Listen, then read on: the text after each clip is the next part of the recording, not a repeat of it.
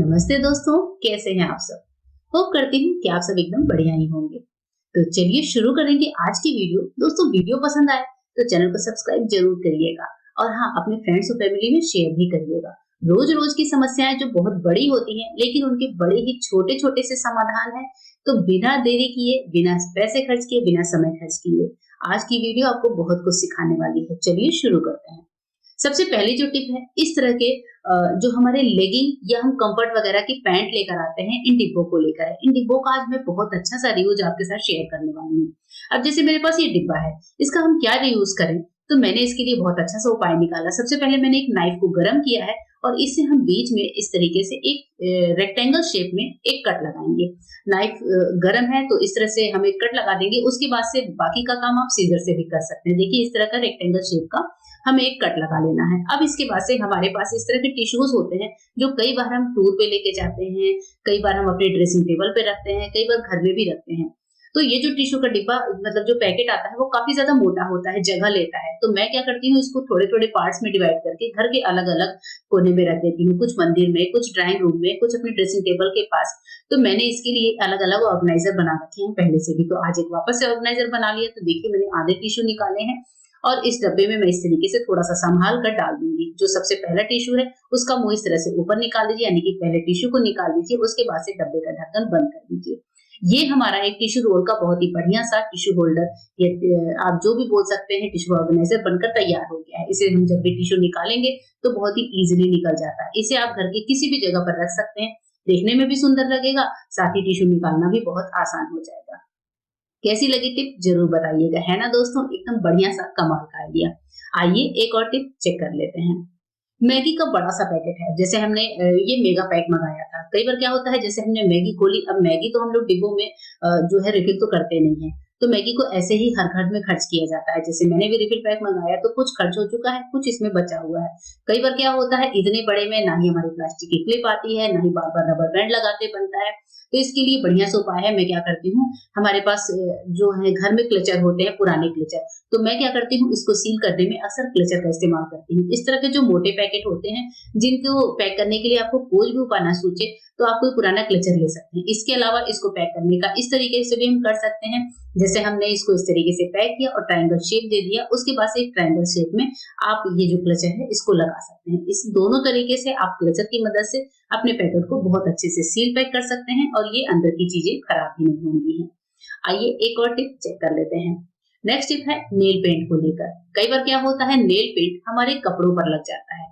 Nail paint जब अगर कभी फर्श पर गिर जाए तो उसकी ट्रिक मैंने पहले ही आपको बता रखी है। इस बार मैं आपको कपड़े से उतारने की ट्रिक बताऊंगी। अब जैसे मैं यहाँ पर कपड़े पर आपको लगाकर दिखा रही हूँ। एक हमारा कॉटन का दुपट्टा है जिसपे मैंने थोड़ा सा नेल पेंट लगाया।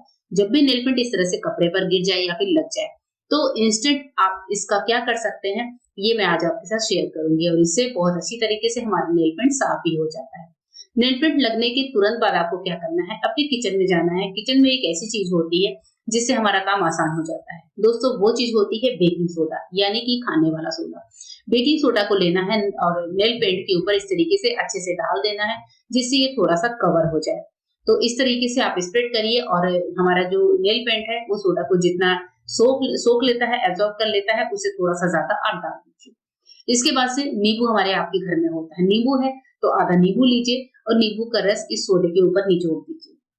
निचोड़ने के बाद आपको पता ही है कि सोडा और नींबू का रस मिलकर बहुत अच्छा सा रिएक्शन देते हैं। तो मैं यहाँ पर ये काम हाथों से कर देती हूँ, मतलब नींबू के रस को अच्छे से करेंगे। और आप चाहें तो नींबू के छिलके से इस कपड़े को भी रब कर सकते हैं। आप देख रहे हैं कपड़े में एक रिएक्शन सा हो रहा है। इसको हम थोड़ी देर के लिए छोड़ देते हैं। 10-15 मिनट छोड़ने के बाद जब ये सोडा और नींबू अच्छे से बैठ जाए, तब इस कपड़े को आप क्या करिए कि अच्छे से डिटर्जेंट से वॉश कर सकते हैं। डिटर्जेंट से वॉश करने के बाद आप देखेंगे कि हमारा कपड़ा पूरी तरीके से नेल पेंट से मुक्त हो जाता है, यानी जो नेल पेंट हमने लगा रखी है इसमें वो निकल जाती है। तो इस तरीके से काम बहुत ज्यादा आसान हो जाता है। आइए हम एक और टिप देख लेते हैं। नेक्स्ट टिप है हमारी दूध के साथ। दूध जो होता है, कई बार ऐसा होता है कि गर्मियों के दिन में हम रखकर भूल जाते हैं या फिर फ्रिज में जगह नहीं है, तो मतलब कुछ भी रीजन होता है जब हमें दूध को फ्रिज से बाहर रखना पड़ता है। अगर आपको भी दूध को कोई डिश वगैरह बनानी है जिसके लिए आप दूध को नॉर्मल टेम्परेचर पर स्टोर कर रहे हैं, तो दूध में आप एक काम करिए, छोटी इलायची ले लीजिए और छोटी इलायची को हल्का सा खोल दीजिए। इसके दाने वगैरह नहीं निकालने, बस दोनों छोटी इलायची को खोलकर इस तरीके से दूध में डाल दीजिए बस आप दूध को स्टोर कर लीजिए। तो भी हम दूध की कोई भी चीज बनाते हैं तो इलायची तो डालते ही डालते हैं, तो दूध में इलायची का फ्लेवर भी आएगा, साथ ही हमारा जो दूध है वो बहुत ही बढ़िया तरीके से फ्रिज से बाहर स्टोर भी हो जाएगा और खराब भी नहीं होगा। आइए एक और नेक्स्ट टिप को चेकआउट कर लेते हैं। नेक्स्ट टिप है हमारी हाथों में या फिर पैरों के तलवों में जलन को लेकर। कई बार लोगों को हर मौसम में, चाहे कोई सा भी मौसम हो, हाथ पैर के तलवों में जलन होती है। तो इसके लिए क्या उपाय कर सकते हैं? इसके लिए आपको जाना है अपने फ्रिज के पास। फ्रिज में हमेशा हमने आइस क्यूब्स जमा कर रखी होती हैं, तो आपको यहाँ पर आइस क्यूब्स लेने हैं, साथ ही लेना है एक पुराना सॉक्स। इस तरह का पुराना सॉक्स ले लीजिए जो थोड़े से पतले फैब्रिक का हो। इस सॉक्स में आइस क्यूब्स को डाल लीजिए। तो यहाँ पर 8 से 10 आइस क्यूब्स मैंने ले लिए। सॉक्स इसलिए लेना है क्योंकि सॉक्स में आइस क्यूब जल्दी मेल्ट नहीं होती है, काफी लॉन्ग टाइम तक ये इसमें स्टोर रहती है। अब इसके बाद से आप एक पोटली नुमा शेप इसको दे दीजिए और ये भी ठंडा ठंडा सॉक्स अपने हाथों और पैरों के तलवे पर आप अप्लाई कर सकते हैं। मतलब इस पर अपने हाथों को अच्छे से रगड़ सकते हैं। हाथों के बीच में रखिए, पैरों के बीच में रखिए। सॉक्स मोटा है तो पानी भी निकल कर बाहर नहीं आता और बहुत अच्छे से हमारे हाथ पैर के तलवों की सेक भी हो जाती है और इससे आपको काफी ज्यादा रिलीफ भी मिलेगा, हाथों और पैरों में जलन भी नहीं होगी। नेक्स्ट टिप है जिसमें मैंने एक बर्तन में लिया है पानी। पानी आप हल्का सा गुनगुना भी ले सकते हैं, मैंने नॉर्मल ही लिया है। इसमें हम डालेंगे थोड़ा सा खाने वाला सोडा, बेकिंग सोडा। इसको अच्छे से मिला लीजिए। अब क्या होता है, हमारे किचन की स्लैब पर कई बार चींटियां या फिर मच्छर बहुत लगते हैं। किचन की स्लैब में चमक नहीं होती है, चिकनाई लगी होती है। ऐसे टाइम पर, अब जैसे मेरा किचन का स्लैब है, जब हमने खाना बना लिया, सारी किचन की क्लीनिंग कर ली, तो मैं क्या करूंगी, इस पानी से अपनी किचन की स्लैब को अच्छे से पोंछ दूंगी, क्योंकि हमारा जो सोडे वाला पानी है ये हमारी पूरी स्लैब को बहुत अच्छे से डिसइंफेक्ट करता है, जर्म फ्री करता है और बहुत अच्छे से किचन की क्लीनिंग भी करता है।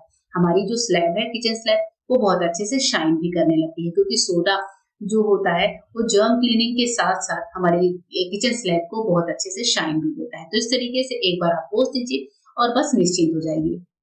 आइए एक और टिप देखते हैं। मैंने यहाँ पर ली है लकड़ी की चम्मच। ये जो चम्मच है स्पून की, जो हमारे साथ अक्सर, मतलब हम लोग कभी बाहर से खाना वगैरह ऑर्डर करते हैं तो मिल ही जाती है। इस तरह की आपको एक लकड़ी की स्पून लेनी है और इसके बाद से देखिए मेरे पास बहुत सारे एसेंशियल ऑयल का पूरा किट ही है। आप अपने मनपसंद एसेंशियल ऑयल ले लीजिए। जैसे मैं यहाँ पर देख रही हूँ, चेक कर रही हूँ, तो मुझे जैस्मिन वाली ज्यादा पसंद है, तो मैंने यहाँ पर जैस्मिन के फ्रेग्रेंस की एक एसेंशियल ऑयल निकाली है और इस ऑयल की कुछ बूंदें हम यहाँ पर अपने इसे वुडन स्पून पर डालेंगे। देखिए वो जिस तरीके से मैंने 2-3 बूंद डाली है और इसकी स्मेल इतनी तेज होती है, जो भी एसेंशियल ऑयल होता है, कि वो आपके, मतलब जहां पर आप इस काम को कर रहे हैं वो पूरा एरिया महक जाता है। अब इसके बाद से इस ऑयल को आपको स्पून पर इस तरीके से अच्छे से फैला देना है।